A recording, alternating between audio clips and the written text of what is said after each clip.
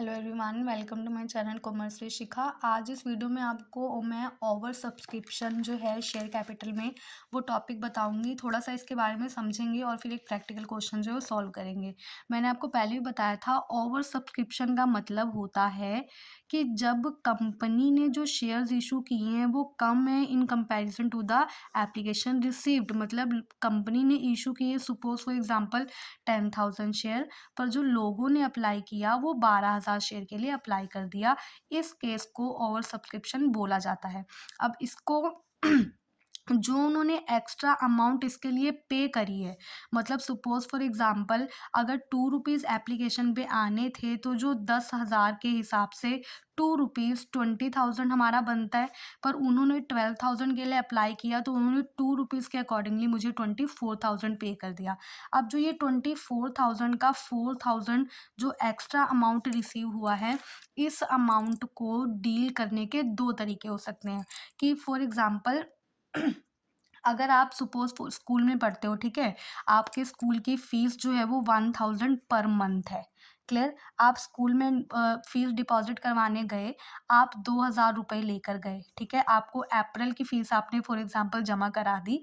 अब 1,000 रुपीज़ आपकी अप्रैल की फीस डिपॉजिट हो गई है और 1,000 रुपीज़ जो है वो बच गए हैं। तो इसको डील करने के दो चांसेस हैं। या तो आप इस 1,000 को आगे अप्रैल के बाद मई की फीस आप उनको बोलो कि मतलब या तो क्या करें कि 1,000 जो है वो आप रिटर्न ना लो, मतलब हम रिटर्न ना करें और 1,000 की मई की फीस जो है वो डिपॉजिट करवा दें। या दूसरा तरीका है कि इस 1,000 को मैं रिटर्न कर दूं। क्लियर? दो तरीके से इसका डीलिंग हो सकता है। या तो उसको रिटर्न ना करके अगले महीने की फीस में एडजस्ट कर दिया जाए, या फिर उस 1,000 को रिटर्न कर दिया जाए। इसी तरह से जो ये 4,000 रुपये हैं, इनको भी डील करने का दो तरीके हैं। या तो इसको रिफंड कर दिया जाएगा टू द शेयर होल्डर, या फिर इस एक्स्ट्रा अमाउंट को हम आगे की, देखो अलॉटमेंट तो उनसे मांगेंगे ही मांगेंगे हम, तो हम ये भी कर सकते हैं कि ये 4,000 हम रिटर्न ना करके अलॉटमेंट में एडजस्ट कर दें। तो जब अलॉटमेंट मांगी जाएगी, ड्यू फुल होगी, पर at the time of receive हम ये 4,000, सपोज अगर 20,000 अलॉटमेंट के आने हैं तो 4,000 वो ऑलरेडी पे कर चुका है विद द एप्लीकेशन, तो हमें जो अमाउंट रिसीव होगी वो 16,000 रिसीव होगी। क्लियर? तो इस तरह से जो ओवर सब्सक्रिप्शन के टाइम पे हमें पैसा रिसीव होता है उसका इस तरह से ट्रीटमेंट किया जाता है। क्लियर? अब इस केस में आपको एक प्रैक्टिकल क्वेश्चन मेरे पास अवेलेबल है, उस प्रैक्टिकल क्वेश्चन को हम प्रॉपर्ली सॉल्व करेंगे। ध्यान से इसको पढ़ते हैं और पढ़ने के बाद इसका जो इन्फॉर्मेशन है उसको प्रॉपर्ली रिकॉर्ड कर लेते हैं। देखो, eastern India company limited having an authorised capital of 10 lakh divided into the share of 10 rupees each. ये है ऑथराइज्ड कैपिटल। तो ऑथराइज्ड कैपिटल से हमें यहाँ पे कोई भी मतलब नहीं है, हमें चाहिए इशूड। तो यहाँ पे उसने हमें प्राइस बता दिया है, तो इन्फॉर्मेशन को नोट करते हैं हम। सबसे पहले प्राइस ऑफ द शेयर जो है दैट इज़ 10 रुपीज़। फिर उसने बोला कि 50,000 शेयर्स जो है वो इशू किए गए हैं, तो इशू शेयर जो हैं वो है 50,000। फिर उसके बाद वो बोल रहा है एट अ प्रीमियम ऑफ 3 पर शेयर। तो जो शेयर इशू किया गया है वो प्रीमियम पे इशू किया गया है, तो 10+3 शेयर का प्राइस हो जाएगा 13 रुपीज़। फिर उसके बाद उसने बोला है एप्लीकेशन अलॉटमेंट फर्स्ट कॉल और किस तरह से आने वाला है, तो हम इसको नोट करते हैं। एप्लीकेशन पे मुझे रिसीव होने वाले हैं 3 रुपये, अलॉटमेंट पे मुझे आने वाले हैं 5 रुपीज़, जो उसने बोला कि प्रीमियम के साथ हैं, मतलब 2 रुपीज़ अलॉटमेंट का और 3 रुपीज़ प्रीमियम का।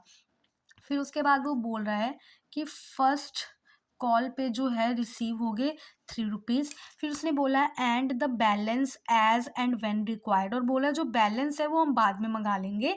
तो हमें यहाँ पे बैलेंस जो होगा वो फाइनल कॉल होगा, पर उसने फाइनल कॉल के बारे में हमें कुछ कहा नहीं है, तो हम यहाँ पे उसको नहीं नोट करेंगे। आगे देखो, applications were received for 60,000 share. हमने इशू किए थे 50,000, पर एप्लीकेशन आ गई हैं 60,000 के लिए।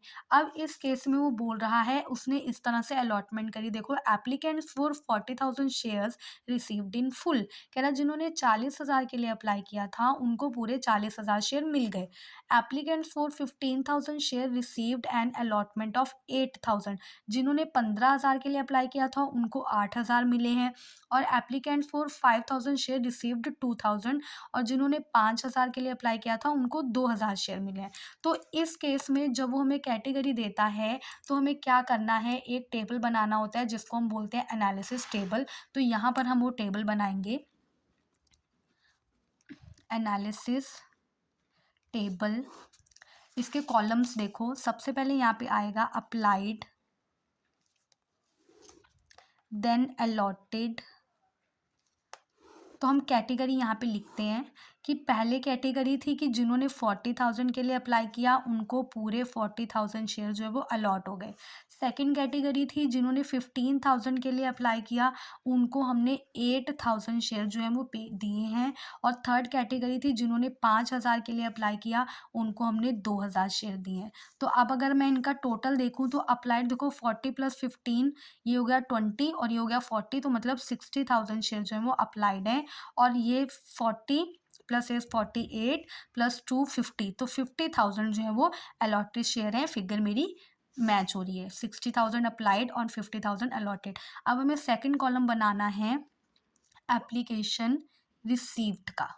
तो एप्लीकेशन जब रिसीव हो रही है हमें, तो देखो एप्लीकेशन जो हमें रिसीव होगी तो एप्लीकेशन पे जो अमाउंट आने वाला है दैट इज़ 3 रुपीज़।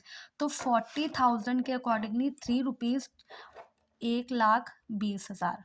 क्लियर, 1 2 3 4 1 2 3 4। और 15 के अकॉर्डिंगली 3 रुपीज़ 45,000। देन 5 के अकॉर्डिंगली 5,000 के अकॉर्डिंगली 3 रुपीज़ 15,000। क्लियर। अब हम सेकंड कॉलम बनाएंगे एप्लीकेशन ड्यू। ये तो वो पैसा था जो उन्होंने पे किया है। अब हम देखेंगे कि उनका एक्चुअल में पैसा ड्यू कितना होता है, मतलब बनता कितना है, मैंने जिस हिसाब से शेयर दिए उसके अकॉर्डिंगली। तो 3 रुपीज़ के अकॉर्डिंगली अमाउंट आना है। तो जिन्होंने 40 के लिए अप्लाई किया था उन्होंने मुझे 1,20,000 पे किए, पर मैंने उनको 40,000 शेयर दिए, तो मतलब उनका पूरा 1,00,000 का 1,20,000 जो है वो बनता है। तो जिन्होंने 15 के लिए अप्लाई किया था उन्होंने 45,000 पे किया, पर मैंने उनको 8,000 शेयर दिए, तो 8,000 इंटू 3 ये बनेगा 24,000। फिर जिन्होंने 5 के लिए अप्लाई किया था उन्होंने मुझे 15,000 पे किया, पर मैंने उनको 2,000 शेयर दिए, तो 2,000 इंटू 3 ये बनता है 6,000। क्लियर। अब इसके बाद हम कॉलम बनाते हैं एक्सेस का। एक्सेस में वो पैसा आएगा जो उन्होंने एक्स्ट्रा पे कर दिया है। अब यहाँ पे हम डिफरेंस निकालेंगे। यहाँ पे तो कोई एक्सेस नहीं है, यहाँ पे एक्सेस है, मतलब उन्होंने पे किया है 45,000 पर उनका बनता है 24,000, तो उन्होंने मुझे 21,000 जो है वो एक्स्ट्रा दे दिया है। अब यहाँ पे देखो 15,000 उन्होंने पे किया है पर उनका बनता है 6,000, तो यहाँ पे उन्होंने मुझे 9,000 जो है वो एक्स्ट्रा पे किया है। अब इस पैसे को दो तरीके से डीलिंग हो सकता है, या तो रिटर्न किया जाएगा या तो अलॉटमेंट में डाला जाएगा। अब यहाँ पे देखो हम पढ़ते हैं कि वो एक्सेस मनी का क्या बोल रहा है। वो बोल रहा है एक्सेस मनी बीइंग रिटर्न्ड, कह रहा जो एक्स्ट्रा पैसा है उसको वापस कर दो। तो यहाँ पे हम नेक्स्ट कॉलम बनाएंगे रिफंड का। तो ये जो 21,000 एक्स्ट्रा है और 9,000 एक्स्ट्रा है, टोटल 30,000 जो है वो मेरा रिफंड में चला जाएगा। अब यहाँ पे इनके भी हमें टोटल करने पड़ेंगे। तो देखो 1,20,000 + 45,000 + 15,000 ये आ गया 1,80,000 यहाँ पर, और ये मेरा आएगा 1,50,000। क्लियर। अब इस टेबल से हम जर्नल एंट्री को रिकॉर्ड करते हैं, एप्लीकेशन की एंट्री। ये टेबल ओवर सब्सक्रिप्शन के क्वेश्चंस में हमेशा जो है वो बनाया जाता है। तो जर्नल एंट्री इसके बाद देखो हमारे पास bank account debit to share application account. जो फर्स्ट एंट्री रिकॉर्ड होगी वो 60,000 के अकॉर्डिंग जो लोगों ने अप्लाई किया उसके हिसाब से 1,80,000 मुझे रिसीव हुए, 1,80,000। क्लियर। फिर उसके बाद सेकंड, जब उन्होंने अब इसको ट्रांसफ़र करना है तो share application account debit to share capital आएगा, और जो एक्स्ट्रा पैसा है उसको रिफंड करने के लिए हम बोलेंगे टू बैंक अकाउंट। तो देखो 60,000 के हिसाब से 3 रुपये 1,80,000, पर मैंने जो शेयर दिया है उसके अकॉर्डिंगली शेयर कैपिटल में ट्रांसफ़र होगा, तो 50,000 इंटू 3 1,50,000 यहाँ पे ट्रांसफ़र होगा। और बैंक में जो है ये मैंने रिफंड का जो निकाला था 30,000, बैंक में जो है मेरा रिफंड का 30,000 वो वाला ट्रांसफ़र होगा। तो टू बैंक 30,000 रिफंड का चला गया। क्लियर। अब उसके बाद अब हमें क्या करना है, आगे अलॉटमेंट ड्यू करनी है।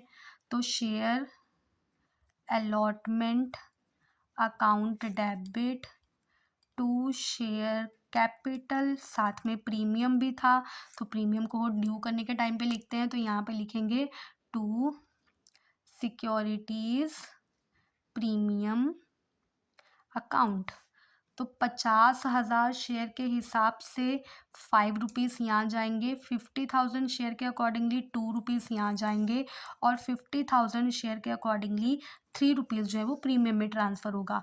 तो 2,50,000, देन 1,00,000 और देन प्रीमियम का 1,50,000। क्लियर हुई बात।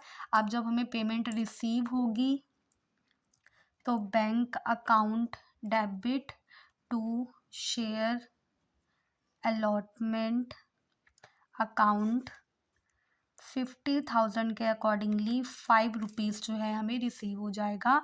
2,50,000 2,50,000। क्लियर। देन हमें क्या करना है, अब फर्स्ट कॉल ड्यू करनी है। तो share first call account debit to share capital, first call हम ड्यू करेंगे 50,000 शेयर के हिसाब से 3 रुपये, तो 1,50,000 1,50,000 ड्यू हो गया। अब यहाँ पे देखो, यहाँ पे उसने एरियर बताया था हमें, ये देखो लाइन को पढ़ो। The first call was made and the money was received accept 100 share. कह रहा पूरा पैसा जो है वो आ गया है, बस 100 शेयर पे पेमेंट नहीं आई है।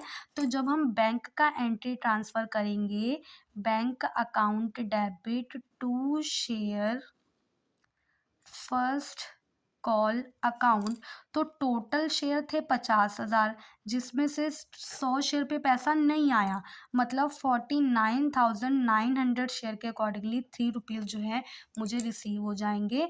तो अमाउंट देखते हैं कितनी रिसीव होने वाली है। 49,900 into 3, it will come out 1,49,000 जो है वो मुझे 1,49,700 1,49,700 मुझे रिसीव हो जाएगा। अब ये क्वेश्चन आपका यहाँ से कंप्लीट है। अगर किसी भी तरह का कोई एरियर होता है तो वो आपको माइनस करके एंट्री जो है वो रिकॉर्ड करनी होती है। आई होप आपको ये समझ में आया होगा। Thank you.